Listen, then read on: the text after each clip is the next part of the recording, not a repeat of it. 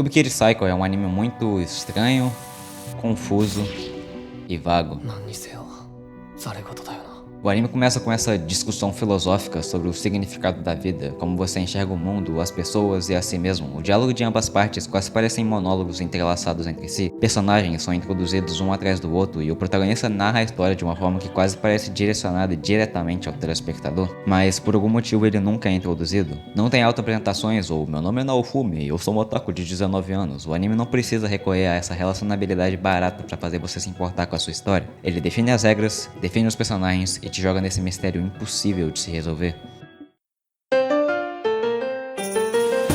Kubikiri Cycle, na verdade, é um clássico caso de Murder Mystery. O protagonista sem nome, que normalmente é referido como Ei-chan, é preso em uma mansão em uma ilha remota onde 12 gênios com habilidades especiais em seus próprios domínios são reunidos em um cenário inicialmente inofensivo, e ele deve naufragar o seu cérebro para resolver uma série bizarra de assassinatos aparentemente sem resolução. A resposta natural seria chamar a polícia e deixar o caso nas mãos deles, mas por certas circunstâncias, principalmente porque a Eri é uma vagabunda, impedem eles de fazer isso. E apesar do seu início meio lento, do episódio 3 em diante, todo segundo conta. Nenhuma cena, diálogo ou episódio é desperdiçado. As frases aqui podem ter significado duplo, triplo. E no momento que o primeiro assassinato acontece, o anime te faz suspeitar constantemente de todos os personagens, pra tentar achar o assassino, o culpado e o impostor que tá Among Us. Normalmente quando você assiste anime, você é tratado de duas formas. Ou ele te trata como se você fosse um imbecil, explicando literalmente tudo que acontece na tela, até as coisas que você tá literalmente vendo naquela hora. Ou dois, o autor percebe que você tem um cérebro e deixa você tentar descobrir parte da história por conta própria.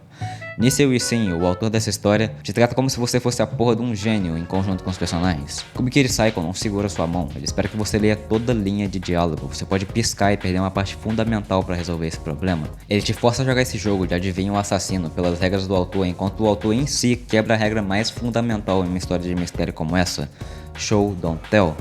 Não mostrando quase porra nenhuma e contando as coisas o tempo todo. Na maior parte dos mistérios, esse tipo de storytelling arruinaria a história inteira, mas aqui, a história é escrita de maneira tão insondável, tão irreal e tão inatural que funciona. Como eu falei antes, esse anime não tem medo de constantemente quebrar a quarta parede. O protagonista está unilateralmente conversando com o telespectador o tempo todo, mas mesmo assim, nada que é apresentado ou explicado de forma crua pra você. Eles decidiram cortar completamente uma das explicações mais importantes de toda a história. O anime conversa constantemente com você, mas ele deixa você lentamente descobrir a resposta por conta própria. Ele faz o build-up, deixa as pistas e sutilmente direciona você para a resposta desse mistério.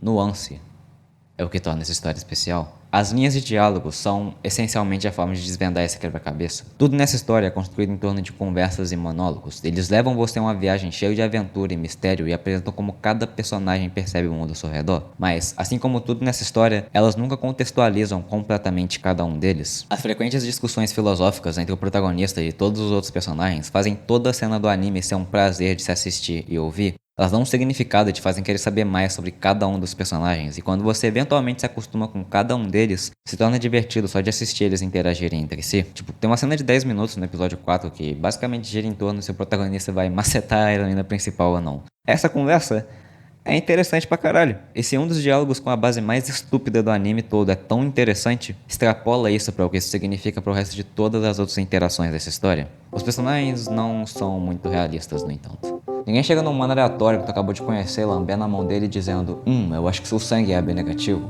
Eu sei disso porque minha língua é capaz de diferenciar 200.432 sabores com 20 níveis de intensidade diferentes. É essa habilidade que me faz ser muito foda. Uau. Se você viu meu último vídeo, você sabe o quanto eu valorizo personagens e histórias realistas. O top 1 daquela lista tá lá por causa do quão real toda a história é. Mas não precisa sempre ser assim. O ponto de storytelling não é retratar as pessoas agindo de forma natural o tempo todo, e criatividade não reside em um só lado do espectro. E se a história pedir, personagens podem agir de forma caricata. Você consegue criar uma relação entre o que é fictício e o que é real, e se feito corretamente, o extremo de ambos podem funcionar. O problema aparece quando todo personagem é escrito do mesmo jeito. Toda vez que eu vou olhar uma temporada de anime nova, eu sempre tenho o sentimento que eu só tô vendo mais da mesma porcaria. Tipo, tem esse novo estilo de anime, de romance entre colegas de trabalho, que eu acho que ficou mais comum depois do sucesso que o Otakoi fez, mas nenhum deles consegue ser tão bom quanto o original. Toda comédia romântica hoje em dia é só uma variação do tipo de peculiaridade esquisita que a mina principal tem. Essa não consegue falar, essa fala em russo, essa não consegue enxergar direito, e essa aqui é... É a irmã do cara? Realista ou não, fica chato de ver os mesmos personagens agindo exatamente da mesma forma. Me deixa puto, porque todo ano a mesma porcaria reciclada é lançada de novo e de novo. E isso não se limita só a comédias românticas ou animes colegiais. O protagonista é um cara antissocial que gosta de ler light novels e ver animes. Eu acabei de descrever 58 protagonistas diferentes. Frequentemente eu sinto que o anime só tá repetindo mesmo. É fácil sentir que você já viu todo o tropo narrativo e todo arquétipo de personagem. E é por isso que eu acho tão satisfatório quando eu acho uma história como essa, porque os personagens de Kubikiri Cycle são diferentes de tudo que você já viu até então. Ninguém nessa história age normalmente. Os personagens aqui são estranhos, excêntricos e únicos.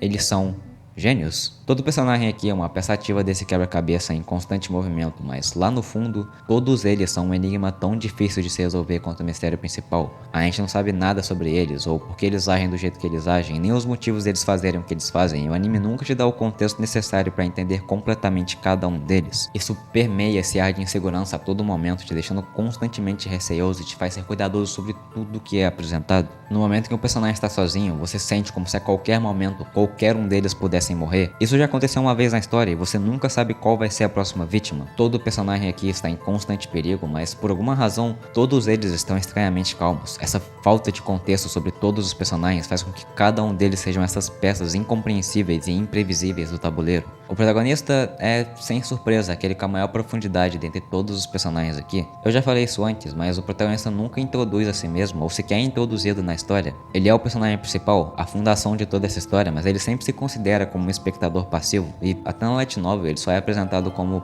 narrador. Ele tem esse ar de niilismo muito forte, o tipo que na maior parte do tempo ele parece bastante apático e pessimista em relação a todos e a essencialmente tudo. Ele raramente sente alguma emoção e ainda mais raramente as exibe. Você consegue sentir essa apatia fria toda vez que ele descreve a si mesmo ou aos outros. Os ideais que ele prega parecem contraditórios, mas ainda assim ele tem um forte senso de identidade, como se ele estivesse pronto para forçar seus ideais em outras pessoas no momento que for necessário. Nós nunca obtemos informações o suficiente para entender o que o motiva ou o que faz agir assim. Ele conversa e interage de uma forma que eu nunca vi antes. Faz sentido ele ser descrito como um narrador, porque a todo momento o Ichan parece ser muito mais um observador distante da história, apesar de ser um personagem ativo. Ele é de longe um dos personagens mais complexos que eu já vi, não só em animes de mistério, mas em histórias no geral. E com uma história misteriosa e personagens enigmáticos, faz total sentido que a produção do anime reflita essa ambiguidade narrativa. O anime tem essa direção artística surreal, abraçando um estilo ao invés do realismo. Ele usa metáforas visuais constantemente, os cenários e imagens são vívidos, complementando efetivamente os numerosos monólogos e diálogos do anime, estabelecendo uma ligação entre o que está sendo dito e o que está sendo mostrado, adicionando uma nova dimensão para a maioria das cenas e impedindo que as horas e horas de conversa se tornem obsoletas. O uso de cores, luzes, os céus, a composição das cenas e o posicionamento da câmera faz parecer que o anime está em outro plano, quase lembrando a imagem de um sonho lúcido. Ele faz o mundo que existe nessa ilha isolada parecer vivo. Então,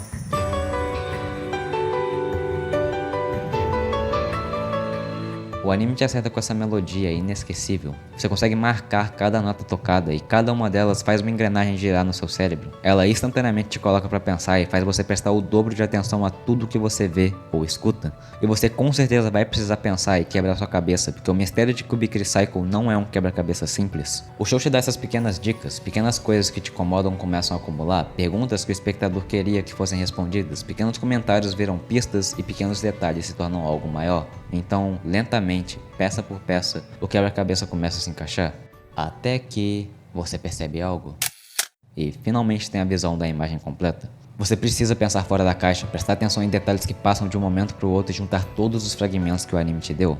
No entanto, entretanto, independente de você conseguir resolver esse mistério ou não, independente de você ter enxergado a imagem do quebra-cabeça por completo ou não, o episódio 8 ainda vai explodir a sua cabeça. As pequenas peças que você nem percebeu que estavam faltando se tornam a razão do porquê você vê a imagem que você criou para esse mistério se despedaçar diante dos seus olhos, de maneira tão anticlimática e fora de curva que você só consegue murmurar dizendo que isso foi sem sentido. Mas essa vai ser só uma desculpa que você vai estar criando, porque no final, você nunca foi pressuposto a resolver esse mistério por completo, nunca foi possível para início de conversa, porque você não é inteligente o suficiente para desvendar esse anime. 本当に本当にどうしようもねえざれ言だよ。 Ou talvez eu só seja burro mesmo, sei lá, eu faço vídeo de anime. Inscreva-se, eu posto vídeos assim sempre que eu consigo e deixa um comentário também, porque eu sempre leio todos eles.